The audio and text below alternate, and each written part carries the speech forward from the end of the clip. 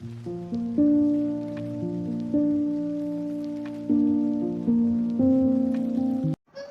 वालेकुम व्यूअर्स, कैसे हैं आप? उम्मीद करती हूँ खैरियत से होंगे। स्टडी विद बीआरडी में आप सबको खुशामदीद। CS101 की लेक्चर सीरीज़ में आज हमारा जो सेशन है इसमें हम कवर करेंगे मॉड्यूल 31 से लेके 35। उम्मीद करती हूँ आपको ये लेक्चर सीरीज़ पसंद आ रही होगी, और अगर पसंद आ रही है तो वीडियो को लाजमी लाइक किया करें और चैनल को सब्सक्राइब कर लें ताकि आपको ये लेक्चर सीरीज़ प्रॉपर मिलती रहे और आने वाली वीडियोज़ का नोटिफिकेशन आपको टाइम पर मिलता रहे, कोई भी वीडियो आपकी मिस ना हो। तो चलते हैं अपने मॉड्यूल 31 की तरफ। 31 मॉड्यूल में हम पढ़ेंगे आज कंप्रेशन ऑडियो और वीडियोस की। पिछले मॉड्यूल्स में हमने कंप्रेशन पढ़ी टेक्स्ट की और पिक्चर्स की, कि किस तरह हम टेक्स्ट को कंप्रेस कर सकते हैं, उनकी जो है उनको इनकोड कर सकते हैं कम से कम सिचुएशन में। इस तरह हमने पिक्चर्स का भी देखा, लेकिन आज हम देखेंगे ऑडियो और वीडियो को। तो ऑडियो और वीडियो की इनकोडिंग के लिए या उनकी कंप्रेशन के लिए जो स्टैंडर्ड यूज़ किए जाते हैं वो है मोशन पिक्चर एक्सपर्ट ग्रुप। ये एक ग्रुप था, इन्होंने इस ग्रुप का नाम भी यही है, और इन्होंने फिर जो स्टैंडर्ड्स बनाए या जो तरीका बनाया ऑडियो और वीडियो की कंप्रेसिंग का, उसका नाम भी इन्होंने MPEG ही रखा। ठीक है, इन्होंने ISO की लीडरशिप में ये काम किया, इस ग्रुप ने, MPEG ने, और फिर इन्होंने जो स्टैंडर्ड्स डेवलप किए उनका नाम भी क्या रखा, MPEG। ठीक है, MPEG जो है वो उन्होंने एक वैरायटी बनाई स्टैंडर्ड्स की डिफरेंट एप्लीकेशंस के लिए, यानी मुख्तलिफ काम करने हैं तो उसके लिए उन्होंने मुख्तलिफ स्टैंडर्ड्स बनाए। फॉर एग्जाम्पल, एक HD TV के लिए ब्रॉडकास्ट करना हो तो एक डिफरेंट काम है, जबकि एक वीडियो कॉन्फ्रेंस करनी हो। क्यों?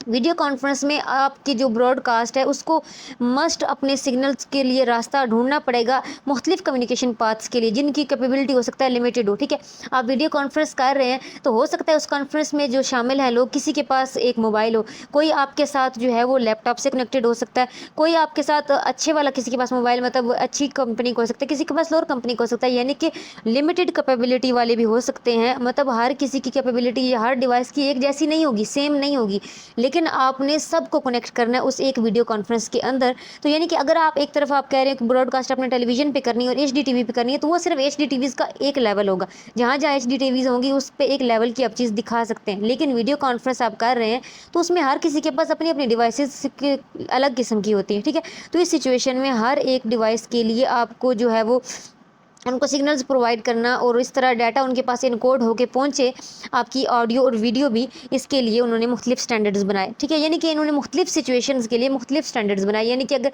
एक HD TV के लिए ब्रॉडकास्ट है तो उसके लिए अलग सिचुएशन होगी, और एक वीडियो कॉन्फ्रेंस है जिसमें मुख्तलिफ लोग शामिल हैं तो उसके लिए उन्होंने अलग तरीका बनाया, ताकि अगर इन्हीं वीडियोज़ को जो स्टोर की जाएंगी उनको इस तरीके से स्टोर किया जाए कि बाद में अगर उनको रीप्ले करना पड़े या उनमें से कुछ स्किप करना पड़े तो वो उनके सेक्शंस किए जा सकें। ठीक है, इन्होंने इस तरीके से इन एप्लीकेशंस को बनाया, यानी ये सारे काम हो सकते थे MPEG के अंदर। तो MPEG ने जो यूज़ की अपनी जो टेक्निक्स वगैरह यूज़ की, वो टेक्स्ट की स्कोप से बहुत ज़्यादा ऊपर की दी।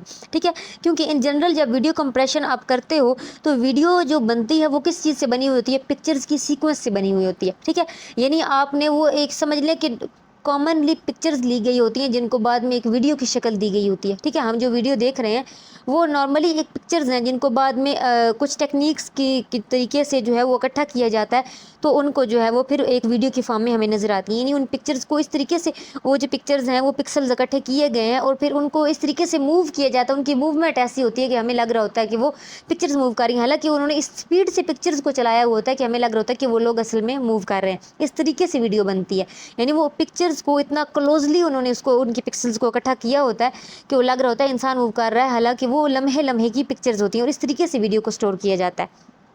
ठीक है, यानी इस तरीके से उन्होंने बनाने के लिए, इनकोडिंग के लिए, तो डाटा को जो कंप्रेस करने की टेक्निक थी वो ये थी कि जब ये पिक्चर्स ली जाती हैं तो उनकी पिक्चर्स को जो है वो आई फ्रेम, यानी उनकी पूरी इंटायरिटी को इनकोड करता है, आई फ्रेम को उसमें इनकोड कर लिया जाता है। तो जब उनकी इनकोडिंग की जा रही हो, यानी जब उनकी कंप्रेशन की जा रही होती है, तो उनको उसको पूरी जो इंटायर पिक्चर्स हैं सारी उनको लगाने की बजाय सिर्फ वो क्या करते हैं कि उन वीडियोज़ की जो मूवमेंट है उसको फ्रेम करने की कोशिश करते हैं, कि यानी कि इस सेम मूवमेंट में कितनी देर उस पिक्चर को रहना है, तो उसके लिए एक पिक्चर यूज़ होगी, ना कि 10 पिक्चर। यानी अगर उस एक मूवमेंट में 10 पिक्चर्स ली गई हैं तो उन 10 पिक्चर्स को यूज़ नहीं करना, बल्कि उस 10 मिनट के लिए उस एक जो है पिक्चर आप उसको यूज़ करेंगे, क्योंकि सेम मोमेंट में एक चीज़ ने चलना है। यानी एक सीन अगर सेम मोमेंट में चल रहा है 10 मिनट के लिए, तो आपको उस 10 मिनट के लिए अलग अलग 10 पिक्चर्स की ज़रूरत नहीं है, बल्कि आप एक पिक्चर यूज़ करो और उसमें सेम मूवमेंट लगा लो। ठीक है, तो उन्होंने वो क्या किया कि मूवमेंट जो होती है पिक्चर्स की उनको जो है वो नोट किया और उसके हिसाब से उन्होंने कंप्रेशन कर ली, और उसके अलावा हिसाब से उन्होंने उसमें क्या कर ली, पिक्चर्स कम कर ली,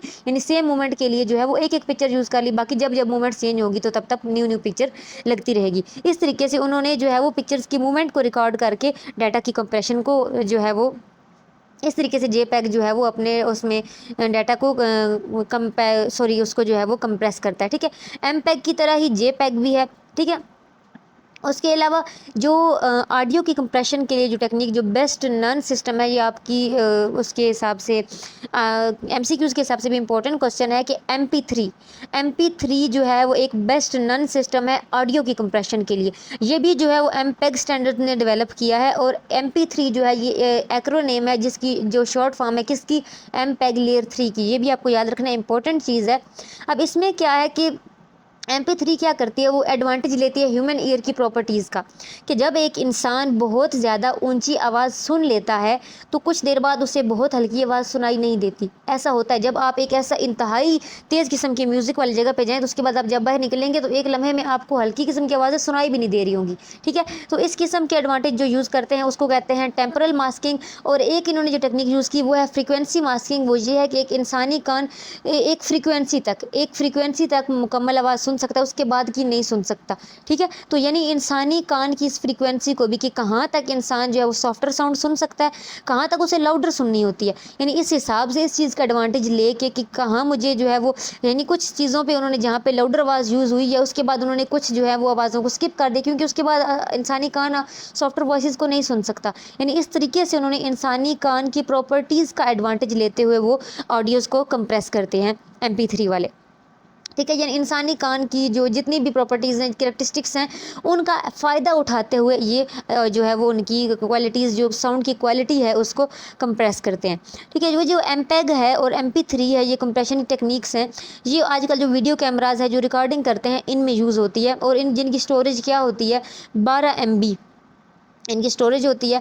अब जो इनके स्टोरेज नॉर्मली जो म्यूज़िकल प्लेयर होते हैं इनमें तकरीबन 400 पॉपुलर सॉन्ग्स हो सकते हैं एक सिंगल GB में, यानी इतनी इनकी कंप्रेशन है कि आप 400 गाने जो है वो एक सिंगल GB में करवा सकते हैं। यानी इनकी कंप्रेशन इतनी है कि वो उन 400 गानों को इतना कंप्रेस कर देंगे आपके लिए कि वो एक सिंगल GB में, 1 GB में वो 400 गाने आपके जो है वो स्टोर हो सकते हैं, क्योंकि उन्होंने उसको कंप्रेस किया हुआ है, इनकोड इस तरीके से किया हुआ है, उनको शॉर्ट इस तरीके से किया हुआ है कि आप सुनने में आपके पास वो 400 गाने ही हैं, लेकिन उन्होंने जब उसको इनकोड किया तो इस तरीके से किया कि आप फील भी नहीं कर पाएंगे कि उसमें से कुछ स्किप हुआ है, ठीक है।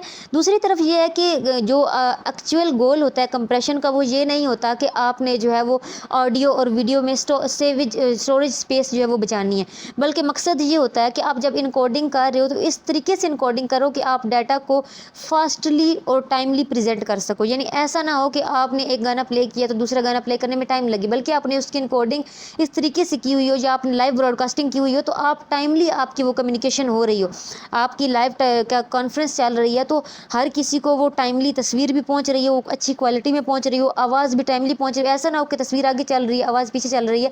यानी कि मेन जो आजकल की कंप्रेशन का जो मकसद है वो ये नहीं है कि स्टोरेज बचाई जाए, बल्कि ये है कि आपका क्वालिटी अच्छी हो, टाइमिंग अच्छी हो, ठीक है, और ज़्यादा से ज़्यादा आप जो है वो दे सकें।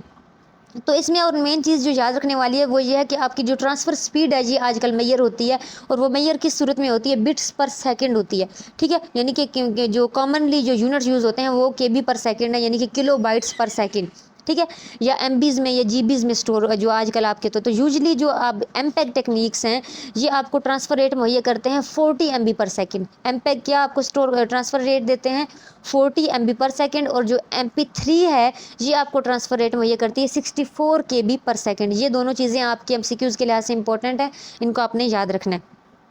आगे चलते हैं डाटा मैनिपुलेशन की तरफ। हमारे यहाँ से नया टॉपिक शुरू हो रहा है और ये है CPU। डाटा जो मैनिपुलेट होता है, यहाँ पे तो हमने डाटा कंप्रेशन तो देख लिया कि डाटा कंप्रेशन के लिए इतनी टेक्निक्स यूज़ होती हैं, किस तरह डाटा कंप्रेस होता है, उसको कम किया जाता है। अब डाटा को कम तो कर लिया, लेकिन उसको मैनिपुलेट करना है, उसको स्टोर करना है, कहीं पे एग्जीक्यूट करना है उसको, तो उसके लिए क्या यूज़ होता है, उसके लिए यूज़ होता है हमारे कंप्यूटर का CPU, यानी जिसको हम कंप्यूटर का दिमाग भी कहते हैं। तो यहाँ पे हम देखते हैं कि हमारे कंप्यूटर की CPU के पार्ट्स क्या होते हैं। कंप्यूटर की CPU में मेन 3 पार्ट्स होते हैं। एक होता है उसका अरिथमेटिक लॉजिक यूनिट, यानी अरिथमेटिक यूनिट या लॉजिक यूनिट कह सकते हैं। दूसरा होता है कंट्रोल यूनिट, और तीसरा होता है रजिस्टर यूनिट। ठीक है। अब जो अरिथमेटिक लॉजिक यूनिट होता है, इसका काम होता है मुख्तलिफ ऑपरेशंस को, यानी जो भी हम उसको काम करने को कह रहे हैं वो करना, लाइक एडिशन करना, सब्ट्रैक्शन करना, इस तरीके के जितने भी काम होंगे वो किसने करने हैं, लॉजिक यूनिट ने करने हैं। उसके बाद होता है कंट्रोल यूनिट। कंट्रोल यूनिट जो है जितनी भी मशीन एक्टिविटीज़ हैं उसकी सर्किटरी को कंट्रोल करता है, यानी जितने सर्किट्स होंगे उसके सारे सिस्टम को कंट्रोल करेगा कि कब प्रोग्राम स्टार्ट होना है, कब उसने ख़त्म होना है। वो सारा कंट्रोल किसके हाथ में होता है, कंट्रोल यूनिट के हाथ में होता है। और रजिस्टर यूनिट जो होता है उसके अंदर छोटे छोटे स्टोरेज सेल्स होते हैं जिनको रजिस्टर्स कहा जाता है, जो मेन मेमोरी से जो है वो डाटा लेते हैं और फिर उसको एग्जीक्यूशन के लिए अरिथमेटिक लॉजिक यूनिट के पास भेज देते हैं। ठीक है, जिसको हम टेम्परेरी स्टोरेज भी कह सकते हैं, यानी डाटा जब आपको मेन मेमोरी से जब आप सीपीयू में आता है तो वो कहाँ रुकता है, रजिस्टर्स में रुकता है। रजिस्टर जो होते हैं वो दो किस्म के होते हैं, एक जनरल पर्पज़ रजिस्टर होते हैं और एक स्पेशल पर्पज़ रजिस्टर होते हैं। इन दोनों की डिटेल जो है वो हम आगे जाके पढ़ेंगे।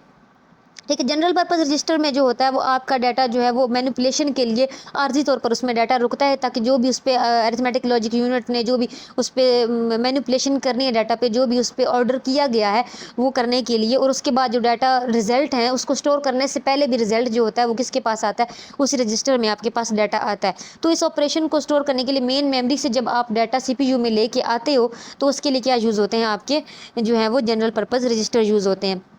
रजिस्टर्स में डाटा होता है, फिर यहाँ से आप अरिथमेटिक लॉजिक यूनिट के पास डाटा भेजते हैं और उनको बताते हैं कि इसमें ये काम करना है, और फिर रजिस्टर जो है वो जो अरिथमेटिक लॉजिक यूनिट है वो उस पर प्रोसेस करने के बाद जो भी रिजल्ट होता है वो रजिस्टर को दोबारा दे देता है। ठीक है, और उसके बाद इन बिट पैटर्न्स को ट्रांसफ़र करने के लिए, ये जो बिट पैटर्न्स होते हैं ट्रांसफ़र हो रहे हैं ना सीपीयू से मेन मेमोरी में, मेन मेमोरी से सीपीयू में, इसके लिए इस्तेमाल होती है बस। यहाँ पे ये देखें, ये दरमियान में बस है, यानी कि ये बस क्या है कि मुख्तलिफ तारों का मजमुआ होती है, आप कह सकते हैं इसको बस कहा जाता है, यानी जिसके ज़रिए आपकी सीपीयू जो होता है वो डाटा को मेमोरी से लेता है और फिर उसे वापस देता है, यानी इन दोनों को कनेक्ट करने के लिए जो यूज़ होती है उसे क्या कहते हैं, बस कहते हैं। उसके बाद जो है वो आपकी मेन मेमोरी है, और मेन मेमोरी में जो है आपका जो है नॉर्मली डाटा स्टोर हो जाता है। तो ये सारे इसमें काम होता है, यानी कि यहाँ पे इन्होंने ये 5 स्टेप्स दिए हुए हैं कि क्या है कि सबसे पहले क्या होता है, पहले आपका स्टेप क्या होता है कि आपने एक वैल्यू जो है वो मेमोरी से लेनी है और रजिस्टर में प्लेस करनी है, ये स्टेप 1 है। स्टेप 2 क्या है कि आपने दूसरी वैल्यू लेनी है मेन मेमोरी से और उसको दूसरे रजिस्टर में रखना है। तीसरा क्या है कि उन दोनों वैल्यूज़ को जो आपने मेन मेमोरी से ली हैं उनको ऐड करना है, एडिशन करनी है। अब ये एडिशन कहाँ पे होगी, ऑब्वियसली ये एडिशन कहाँ पे होगी, अरिथमेटिक लॉजिक यूनिट में। अरिथमेटिक लॉजिक यूनिट दोनों रजिस्टर से वो वैल्यूज़ लेगा और उस पर प्रोसेस करेगा।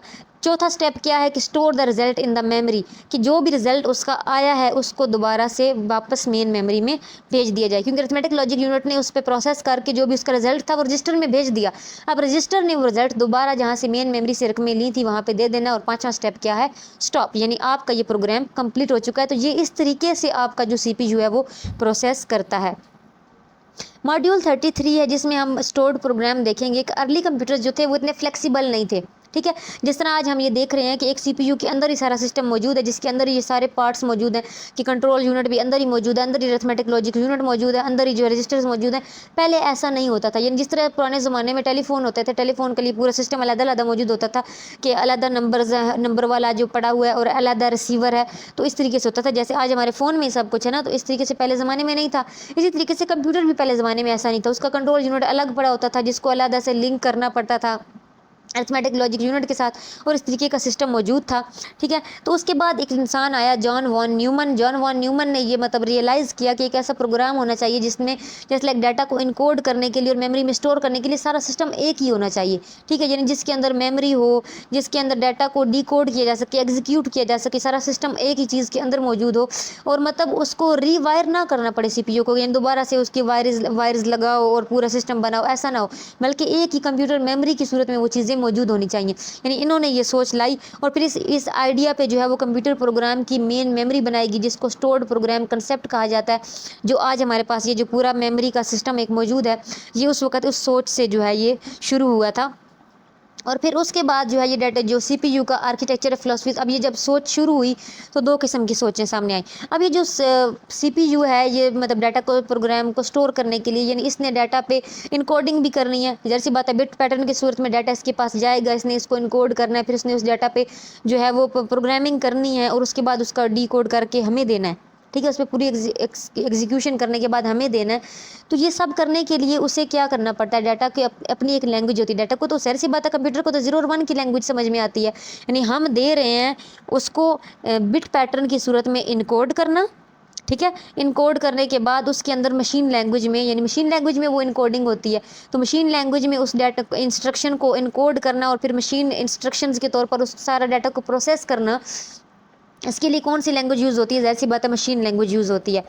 तो ये जो जब सीपीयू को इनकोडिंग करने के लिए और एग्जीक्यूट करने के लिए, ज़ाहिर सी बात है ज़रूरी था कि ऐसा सीपीयू हो जो एबल हो कि वो जल्दी से जल्दी डाटा को डिकोड भी कर सके और एग्जीक्यूट भी कर सके। अब इस सिचुएशन में जो है वो दो सोचें सामने आई, ठीक है। वो कहते हैं कि एक जो ये एक सोच है आपके पास कि एक जो मशीन है जिसको एलिमेंट्री जिस काम के लिए बनाया गया है ना वो उसकी वही रहती है। मतलब फॉर एग्जांपल आपने एक मशीन बनाई है एडिशन करने के लिए, यानी आपका एक कैलकुलेटर है जो एडिशन कर सकता है, ठीक है, एडिशन कर सकता है। अब बेशक वो डाटा ऐसा इतना बेशक वो एडिशन कर ले कि उसमें 50-50 जो रकमें वो हैं वो एक साथ ऐड हो सकें, फिर भी उसकी कैपेबिलिटी तो यही है ना कि वो सिर्फ एडिंग कर सकता है, यानी कि उसकी मेन कैपेबिलिटी तो यही है कि वो एडिशन ही कर सकता है, यानी उसकी वो हकीकत नहीं बदलेगी बेशक आप उससे जितना भी काम करवा लो। फॉर एग्जांपल आप एक कंपनी में एज असिस्टेंट हैं, तो आप बेशक आपसे आपका मैनेजर वाले भी काम ले रहे हैं ना, तो इट डजंट मीन कि आप मैनेजर बन चुके हो। वो आपको कभी भी आपकी औकात याद दिला सकता है कि आप असिस्टेंट ही हैं, यानी बेशक आप काम मैनेजर वाला भी कर रहे हैं, लेकिन क्योंकि जब तक आपका रैंक नहीं बदलेगा आप असिस्टेंट ही रहेंगे। यही बात वो यहाँ पे भी कर रहे हैं कि एलिमेंट्री जिस सिचुएशन के लिए, जिस टास्क को परफॉर्म करने के लिए एक चीज़ को बनाया जाता है एक मशीन को, वो उसकी फीचर्स वही रहते हैं, यानी उसकी कैपेबिलिटी जो थ्योरेटिकल कैपेबिलिटी होती है, जो फंडामेंटल कैपेबिलिटी होती है वो वही रहती है। हाँ, उसमें आप बेशक वो अपनी उसकी जो एडिशनल फीचर्स हैं वो आते रहें, यानी वो बेशक काम करना वो आसान कर देगा आपके लिए, लेकिन उसकी फंडामेंटल कैपेबिलिटी नहीं बदलेगी। अब इस सिचुएशन में सीपीयू के बारे में दो फिलोसफीज आई। एक फिलोसफी ये थी कि मतलब छोटा काम हो, छोटी इंस्ट्रक्शन ले और बस जल्दी से काम करके दे दे, ठीक है। इस सोच को, इस अप्रोच को कहते हैं जी रिड्यूस्ड इंस्ट्रक्शन सेट कंप्यूटर के। छोटा काम करने की सलाहियत हो लेकिन जल्दी करने की सलाहियत, ज़्यादा लंबी चौड़ी और कम्प्लेक्स सिचुएशंस नहीं देनी कंप्यूटर को, ठीक है। ऐसा सीपीयू जो बनाया गया उसका नाम क्या रखा गया, रिस्क, यानी कि रिड्यूस्ड इंस्ट्रक्शन सेट कंप्यूटर।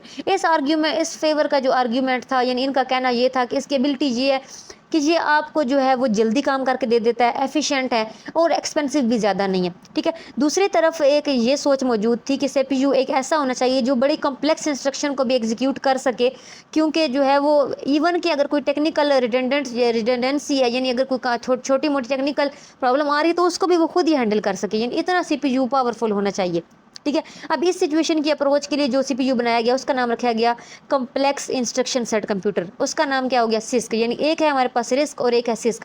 अब सिस्क का फेवर में जो आर्ग्यूमेंट था वो ये था कि आने वाले दौर के जो सॉफ्टवेयर की कॉम्प्लेक्सिटीज़ हैं उनसे ये हैंडल कर सकता है, यानी उनको ये हैंडल करने के लिए एक बेहतर सीपीयू है, यानी क्योंकि आने वाले दौर में मुख्तलिफ जो है वो कॉम्प्लेक्स काम तो आने ही वाले हैं, तो ये ज़्यादा ज़रूरत पड़ेगा। अब सिस्क भी बन गया, रिस्क भी बन गया, दोनों कंप्यूटर बन चुके हैं, ठीक है। अब दोनों में जो है वो दौड़ इस चीज़ की थी, क्योंकि वो 90s का जो दौर था वो डेस्कटॉप कंप्यूटर का दौर था, तो दोनों की दौड़ ये थी कि हम इन दोनों में से हर एक की ये थी कि हाँ डेस्कटॉप कंप्यूटर्स में हमें यूज़ किया जाए, यानी रिस्क वाले कहते थे कि रिस्क का सीपीयू यूज़ किया जाए और सिस्क वाले कहते थे कि सिस्क का सीपीयू जो है वो डेस्कटॉप कंप्यूटर्स में यूज़ किया जाए। अब हुआ क्या कि जो इंटेल प्रोसेसर्स वाले थे इन्होंने अपने पीसीज में जो है वो सिस्क को यूज़ करना शुरू किया, ठीक है। पावर पीसी प्रोसेसर्स ने, यानी कि इन्होंने किसको यूज़ करना शुरू कर दिया, सिस्क को। जबकि जो थे ना एप्पल, आईबीएम और मोटोरोला वाले, इन्होंने रिस्क को यूज़ किया, ठीक है, एप्पल मैकिन्टोश में। जैसे जैसे टाइम जो है वो बदलता गया, टाइम आगे बढ़ा, तो सिस्क ने क्या कर दिया, अपनी जो कीमत थी उसको इतना कम कर दिया कि हर जगह पे सिस्क का सीपीयू ही यूज़ होना शुरू हो गया। इवन के इंटेल वालों ने भी डेस्कटॉप कंप्यूटर्स, अपने लैपटॉप कंप्यूटर्स, हर जगह पे जो है वो एप्पल वालों ने भी क्या करना शुरू कर दिया कि सिस्क को ही यूज़ करना शुरू कर दिया, यानी ये वो दौर आ गया कि रिस्क को इन्होंने मात दे दी, हर जगह सिस्क यूज़ हो रहा है। फिर एक टाइम आया कि क्या हुआ, रिस्क, लेकिन इसका सिस्क की एक कमज़ोरी क्या थी कि ये इलेक्ट्रिसिटी का प्यासा था, यानी बहुत ज़्यादा बिजली पीता था। अब ये इसकी कमज़ोरी जो थी, इसका फ़ायदा उठाया रिस्क ने, और रिस्क ने क्या किया, एक एडवांस्ड रिस्क मशीन बनाई जिसको आर्म कहा गया। इन्होंने क्या किया कि ऐसा सिस्टम बनाया, इसके आर्किटेक्चर की स्पेशलिटी ये थी कि ये लो पावर कंज्यूम करता, यानी पावर कम लेता था। अब जब ये सिस्टम आया तो ज़ाहिर सी बात है बहुत सारे कंप्यूटर्स ने, और आजकल जैसे जो है वो जो अब आजकल के दौर की बात करेंगे, डिजिटल टीवीज़ हो गए, चाहे नेविगेशन सिस्टम है, चाहे हमारे जो है वो सेलुलर टेलीफोन्स है, स्मार्टफोन्स हैं, कंज्यूमर इलेक्ट्रॉनिक्स हैं, जितने भी हमारे हैं आजकल उनमें जो CPU यूज़ हो रहा है वो रिस्क का यूज़ हो रहा है। यानी जब इनकी दौड़ शुरू हुई, शुरू में क्या हुआ कि एक टाइम आया सिस्क जो है वो ज़्यादा यूज़ होना शुरू हो गया 90s में, लेकिन उसके बाद फिर क्या है, रिस्क ने उसके उस एलिमेंट का फ़ायदा उठाया कि उसमें इलेक्ट्रिसिटी ज़्यादा लगती थी, और रिस्क ने इस चीज़ में जो है वो अपनी एडवांसमेंट की, और अब इसमें इलेक्ट्रिसिटी कम लगती है। तो आजकल के दौर में जो यूज़ हो रहा है हमारे कंप्यूटर्स में, हमारे डिजिटल टीवीज़ में, हमारे लैपटॉप्स में, स्मार्टफोन्स में, वो कौन सा CPU यूज़ हो रहा है, वो है रिस्क का। ठीक है, आगे चलते हैं। हमारा मॉड्यूल है 35 में इन्होंने हमें ये बताया है कि मशीन इंस्ट्रक्शन कैटेगरीज, कि ये चीज़ एक अलग है, रिगार्डलेस कि हमें रिस्क यूज़ करना है या सिस्क यूज़ करना है, ये एक अलग दौड़ है। ठीक है, ये एक अलग दौड़ है। इसके अलावा हमने पीछे भी ये पढ़ा है कि 3 किस्म की इंस्ट्रक्शन कैटेगरीज होती हैं। ठीक है, 3 किस्म के जो हैं वो एक CPU में सिस्टम्स मौजूद होते हैं जो इंस्ट्रक्शंस लेते हैं। सबसे पहला जो सिस्टम है वो है data transfer group. Data transfer group की जो इंस्ट्रक्शंस लेते हैं, इसमें वो इंस्ट्रक्शंस होती हैं जो डाटा को मूव करती हैं, यानी वो रिक्वेस्ट इस लोकेशन में होती हैं कि इस डाटा को यहाँ से यहाँ मूव कर दिया जाए। यानी जो पीछे हमने पढ़ा था, मैं आपको दोबारा से एक बार दिखा देती हूँ। हमने यहाँ पे एक चीज़ पढ़ी थी, ये स्टेप्स, कि यहाँ पे पहले हमें जो हमने इंस्ट्रक्शन दी थी, क्या किया था कि मेन मेमोरी से फलां वैल्यू को रजिस्टर में प्लेस कर दिया जाए, यानी कि हमने यहाँ पे मूवमेंट का ऑर्डर दिया। स्टेप 2 में भी हमने एक ऑर्डर दिया कि मेमोरी से एक दूसरी वैल्यू को रजिस्टर में मूव कर दिया जाए, यानी कि स्टेप 1 और स्टेप 2 में हमने क्या किया था, डाटा की मूवमेंट का ऑर्डर दिया था। तो ये जो काम हो रहा है ये कौन सा है, ये हमारा डाटा ट्रांसफ़र ग्रुप कर रहा है। कौन कर रहा है, डाटा ट्रांसफ़र ग्रुप, के एक जगह से, एक लोकेशन से दूसरी जगह में डाटा को ट्रांसफ़र करने के लिए, उसको मूव करने के लिए जो ग्रुप यूज़ होता है उसको कहते हैं डाटा ट्रांसफ़र ग्रुप। लेकिन हम ये जो इसके लिए टर्म यूज़ कर रहे हैं ना कि डाटा को ट्रांसफ़र करने के लिए और मूव करने की, ये असल में मिसनॉमर है, यानी कि गलत है। यानी कंप्यूटर की ज़ुबान में इसे ये नहीं कहा जाता। कंप्यूटर की ज़ुबान में अगर हमने कहा है, कहना है ना कि आप जो है वो मेन मेमोरी से रजिस्टर में डाटा जो है फ़लाँ रकम को ट्रांसफ़र करें, तो हम कहेंगे लोड कर दो। क्या कहेंगे, लोड कर दो, कि फ़लाँ इंस्ट्रक्शन को मेमोरी सेल से रजिस्टर में लोड कर दो। इसके लिए क्या लफ्ज़ यूज़ होगा, लोड करने का। और इसी तरीके से जब हम कहेंगे कि जब हमारी एग्जीक्यूशन हो गई, हमने प्लस कर लिया, हमारी चौथी इंस्ट्रक्शन थी ना कि दोबारा जो रिजल्ट आया है उसको दोबारा मेमोरी में स्टोर कर दो, तो वो जो था हमारा यानी कि दोबारा मूव करने का, उसके लिए हम ये नहीं कहेंगे कि दोबारा उसे मेमोरी में भेज दो, बल्कि हम क्या कर देंगे, मेमोरी में स्टोर कर दो। यानी कि हम मूव करने का और ट्रांसफ़र करने का लफ्ज़ यूज़ नहीं करेंगे, बल्कि कंप्यूटर की ज़ुबान में इसके लिए कौन सी टर्मिनोलॉजी यूज़ होती है, वो है लोड करने की और स्टोर करने की। अच्छा, दूसरा जो हमारे पास ग्रुप है वो है अरिथमेटिक और लॉजिक यूनिट का ग्रुप है। इसमें क्या होता है कि ये जो है वो कंट्रोल करता है हमारी वो इंस्ट्रक्शन कि हमने प्लस करना है, माइनस करना है, जो भी इस तरीके की हमारे ऑपरेशंस होंगे उनको कंट्रोल करने वाला ये ग्रुप है, अरिथमेटिक और लॉजिक ग्रुप। तीसरा हमारा ग्रुप है कंट्रोल ग्रुप। कंट्रोल ग्रुप जो है वो हमारे पूरे जो प्रोग्राम है उसके एग्जीक्यूशन को कंट्रोल करता है, यानी कब हमारा प्रोग्राम स्टार्ट हुए, कब खत्म हुए। यानी हमने आखिर में कहा था ना कि स्टॉप, जो 5वां हमारा स्टेप था स्टॉप का, तो वो किसके कंट्रोल में होता है, ये कंट्रोल ग्रुप के कंट्रोल में होता है। इसने उस एग्जीक्यूशन को स्टॉप करना है, इसने उस प्रोग्राम को स्टार्ट करना है, यानी कि पूरी जो एक काम हो रहा है उसका कंट्रोल किसके हाथ में है, वो कंट्रोल ग्रुप के हाथ में होता है। तो ये था हमारा आज का लेक्चर। आई होप आपको समझ में आ गई होगी। कोई भी कन्फ्यूजन हो तो आप कमेंट बॉक्स में पूछ सकते हैं। वीडियो अच्छी लगी है तो लाजमी लाइक भी करें, ज़्यादा से ज़्यादा फ्रेंड के साथ, अपने जो दूसरे आपके क्लास फेलोज़ हैं उनके साथ शेयर करें ताकि उनकी भी हेल्प हो सके। और अगर अच्छी लग रही है वीडियोस या कहीं कोई कमी है तब भी आप जो है वो कमेंट बॉक्स में ज़रूर बताया करें ताकि इंप्रूव किया जा सके। और अगर कोई कन्फ्यूजन है जो डिटेल में है तो आप मेरा व्हाट्सएप ग्रुप मौजूद है जिसका लिंक मैं डिस्क्रिप्शन में दे दूँगी, उसको ज्वाइन करें और वहाँ पर आप पर्सनली मुझसे बात कर सकते हैं। वहाँ पर मैं आपको डिटेल में भी कोई चीज़ अगर आपको कन्फ्यूज़ कर रही है तो मैं आपको समझा दूँगी। तो में याद रखिएगा, और चैनल अभी तक सब्सक्राइब नहीं किया तो लाजमी सब्सक्राइब कर लें। अगली वीडियो तक के लिए अल्लाह हाफिज़।